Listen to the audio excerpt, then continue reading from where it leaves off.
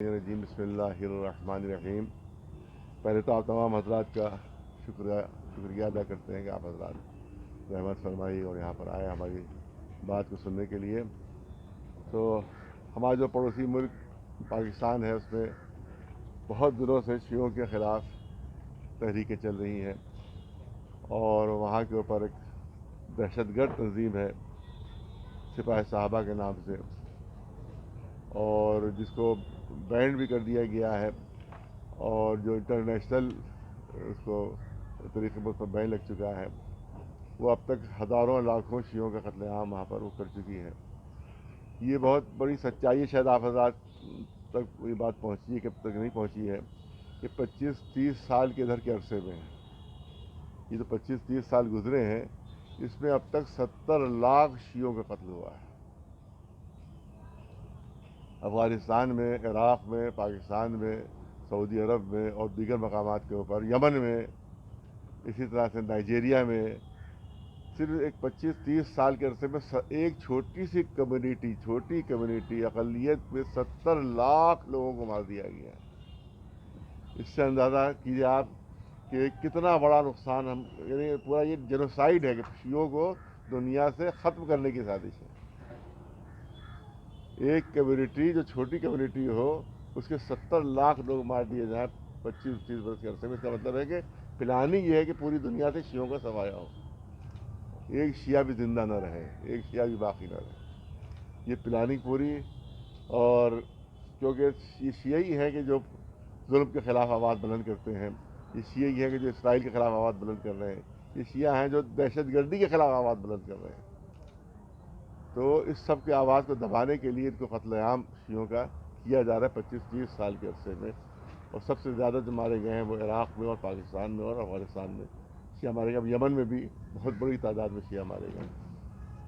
تو یہ بہت بڑی سچائی ہے جس کو دنیا تک پہنچنا چاہیے کہ شیعوں کو اب سے نہیں 1400 سال سے مارا جا رہا ہے، 1400 سال سے مارا جا رہا ہے. لیکن ادھر جو ہے جو تعداد بہت بڑھ گئی شیعوں کو مارنے کی.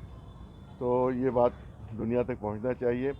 دوسری سب سے خطرناک چیز یہ ہے کہ دنیا کی جو سب سے بڑا دہشت گرد تھا یزید، جس نے رسول اللہ کے نواسے کو ان کے پورے خاندان کو، ان کے چھوٹے چھوٹے بچوں کو، جس میں 6 مہینے کا ننھا سا علی اصغر بھی شامل تھا، 3 دن کا پیاسا شہید کر دیا گیا.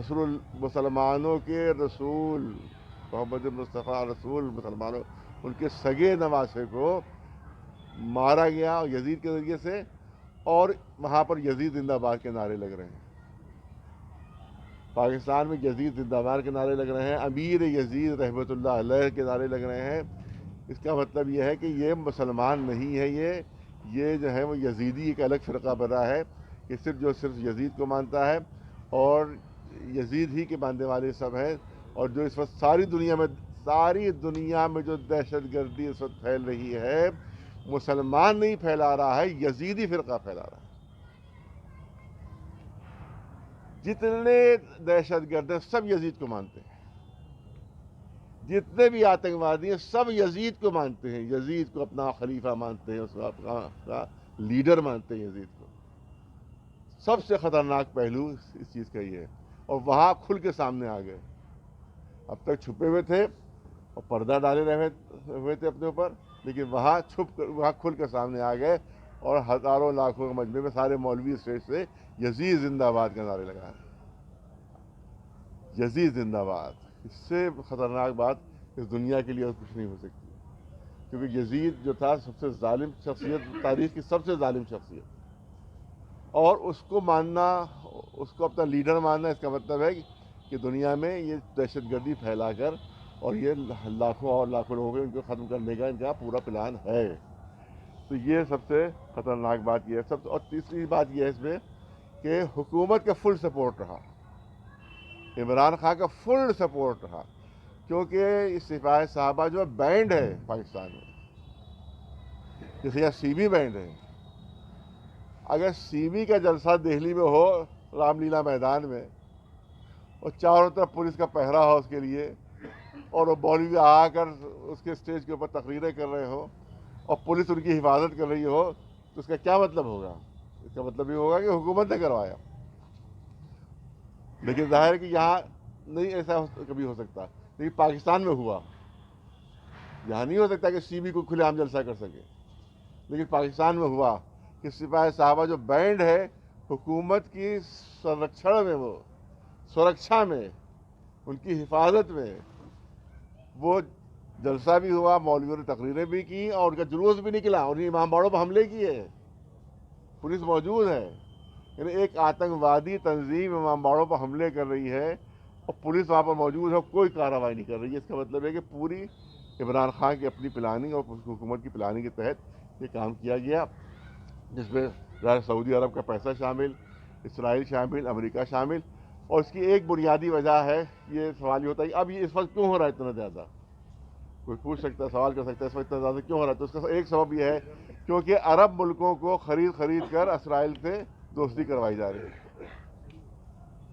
بحرین اسرائیل دوستی، امارات میں جس میں کئی ملک شامل ہیں، عرب امارات میں ایک ملک نہیں ہے، وہ اس میں کئی ملک شامل ہیں. ابوظہبی اس میں ہے، اور قطر بھی شاید اس میں شامل ہے، قطر نہیں شامل ہے، دبئی شامل ہے اس میں، اور شارجہ شامل ہے. یہ امارات کئی ملک ہیں اور سب نے مل کے دوستی کر لی ہے اسرائیل سے.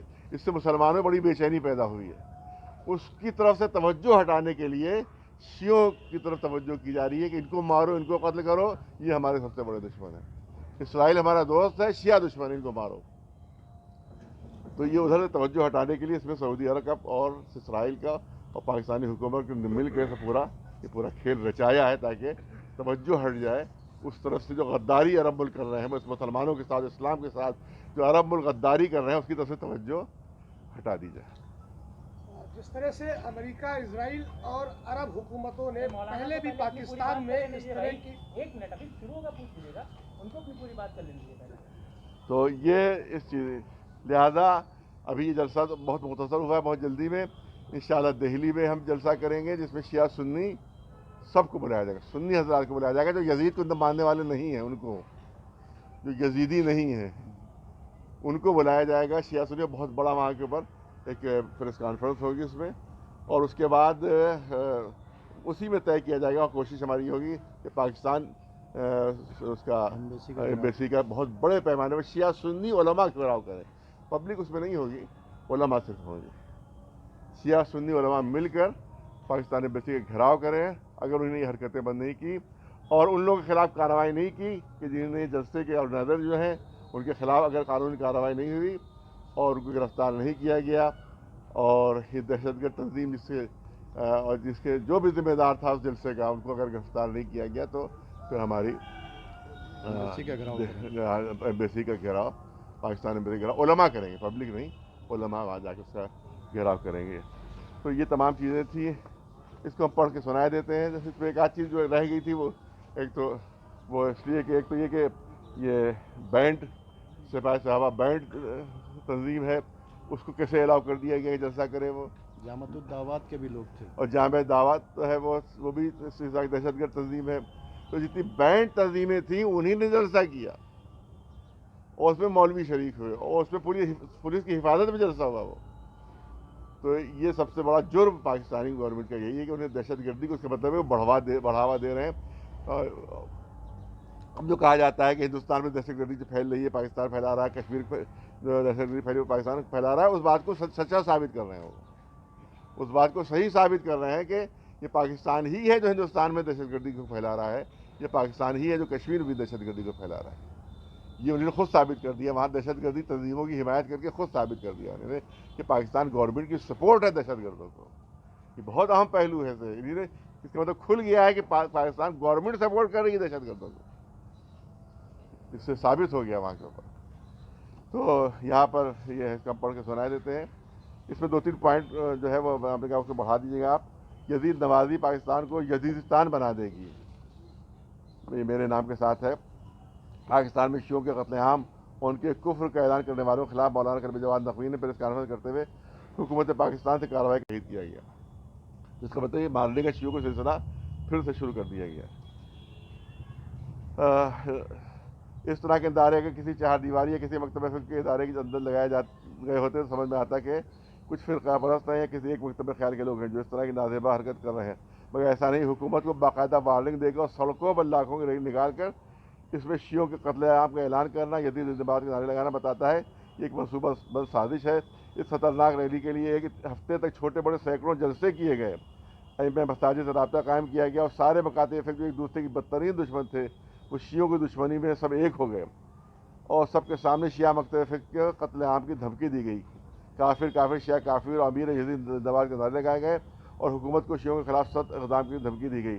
اتنا نہیں، عرصے دراز سے اتحاد بین المسلمین کے لیے آواز بلند کرنے والے اور اہل سنت و جماعت کی مقدسات کی توہین کی حرمت کا فتویٰ دینے والے رہبر معظم آیت اللہ سید علی خامنئی کے خلاف بھی نعرے بازی کی گئی۔ خامنئی صاحب کا فتویٰ ہے کہ سنیوں کے کسی بھی مقدس شخصیت کو آپ برا نہیں کہہ سکتے، ان کا فتویٰ۔ سیستانی صاحب کا فتویٰ ہے کہ سنیوں کے کسی بھی مقدس کو وہ مقدس مانتے ہیں اس پر برا کہنا حرام ہے، ناجائز ہے، ان کے خلاف ان کو مرد آباد ان کو مرد آباد کہنا، یا جو اتحاد کا سبق پڑھا رہا ہے اسی کو مرد آباد کے نعرے لگائے جا رہے تھے۔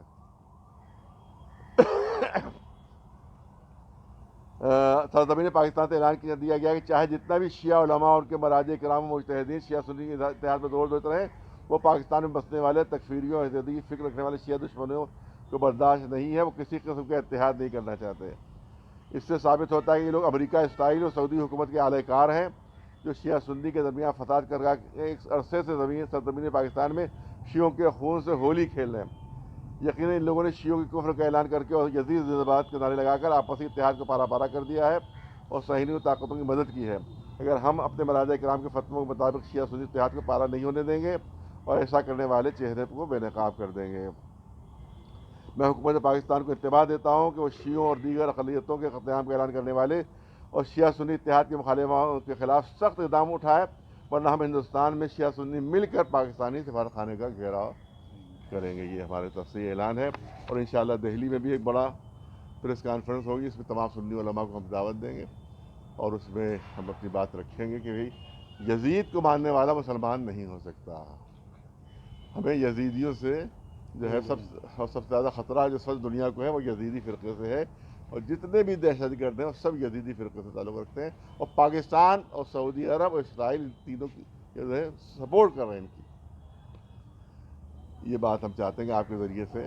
مولانا صاحب، میں سوال کر سکتا ہوں اپنا؟ ہاں بتائیے۔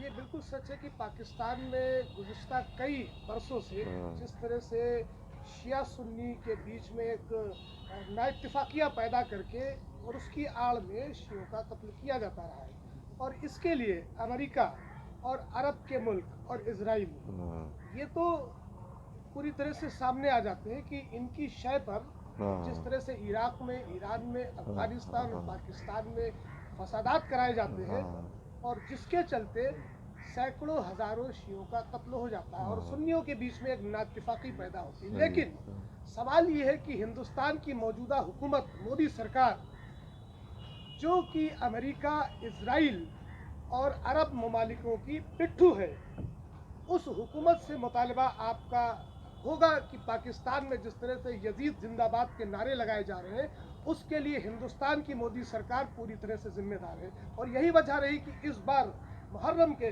مہینے میں تازیوں کو نہیں نکالے دینے جانا، ماتم مجلس پر روک لگا دینا، کووڈ کی آڑ لے کر کیا کہنا ہے؟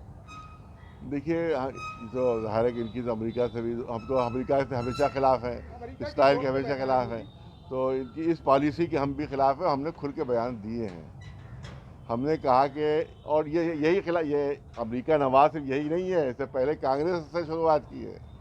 آپ یہ سب چار چیزیں بھول جاتے ہیں۔ امریکہ سے دوستی کی شروعات اور روس اور اسرائیل سے دوستی کی شروعات کانگریس میں بھی۔ یہاں جو سفارت خانہ بمبئی میں کھلا ہے وہ راجیو گاندھی کی زمانے سے کھلوایا ہے، پہلے وہی کھلوایا، ہاں مودی نے اسی نے کھلوایا۔ اور اس کے بعد یہ کہ یہ آج بھی اسرائیل نوازی یہاں پر ہو رہی ہے، امریکہ نوازی ہو رہی ہے، جس کی وجہ سے ہم نے کہا کہ یہاں کے پبلک کو نقصان پہنچ رہا ہے۔ یہ ہمارا بیان جو ہم نے کئی مرتبہ دیا، جیسے انہیں نے وہاں سے تیل لینا بند کر دیا، تو اس سے کس کا نقصان ہو رہا ہے؟ پبلک کا نقصان ہو رہا ہے۔ اب آپ مہنگا تیل خرید رہے ہیں، یہ ہم نے آپ سے پہلے بیان دے چکے ہیں، ہم یہ پہلی مرتبہ نہیں کہہ رہے ہیں، ہم کئی مرتبہ کہہ چکے ہیں کہ جو آپ سعودی عرب سے تیل لے رہے ہیں اور امریکہ کہہ رہا ہے ہم سے تیل لو، تو لانے بھی کتنے پیسے خرچ ہوں گے اور سارا کون پیسے دے گا؟ پبلک۔ اسی طرح سے کانگریس کے زمانے میں یہ طے ہوا تھا کہ وہ وہاں سے گیس لی جائے گی، امریکہ نے دباؤ ڈالا کانگریس پر کہ گیس آپ نہیں لیجیے امریکہ اس ایران سے۔ آج اگر گیس ایران سے آ رہی ہوتی تو یہی ایک سلنڈر یہاں 150 روپے کا ہوتا، جو آج 600-700 روپے کا ہے۔ تو کس کا نقصان ہو رہا ہے؟ حکومت کا نہیں ہو رہا ہے، پبلک کا ہو رہا ہے۔ تو یہ امریکہ کی دوستی میں چاہے کانگریس ہو، چاہے آج کی حکومت ہو، چاہے پہلے کی حکومت ہو، انہوں نے پبلک کو نقصان پہنچایا ہے۔ لہذا ہم چاہتے ہیں کہ امریکہ سے دوستی بھی ختم کی جائے، اسرائیل سے بھی ختم کی جائے اور سعودی عرب سے بھی ختم کی جائے۔ جناب، اسلامی مخالف دیش یا جو بھی لوگ ہیں اسلام کے مخالفت کرنے والے، آپ کو نہیں لگتا اہل بیت اور آل رسول کی جو ہے اہمیت کم کرنے میں لگے ہوئے ہیں؟ یہ اب سے تھوڑی 1400 سال سے ہو رہا ہے یہی کہ اہل بیت کی اہمیت کو کم کیا جائے۔ اسی لیے جو ہے وہ مولوی کو خریدا جاتا ہے درباروں سے، اور اہل بیت کے سلسلے میں جو ہے وہ ایسی باتیں کی جاتی ہیں کہ جو سے ارے خود رسول اللہ کی اہمیت اس لیے گھٹائی جاتی ہے کہ اہل بیت کی اہمیت کم ہو جائے۔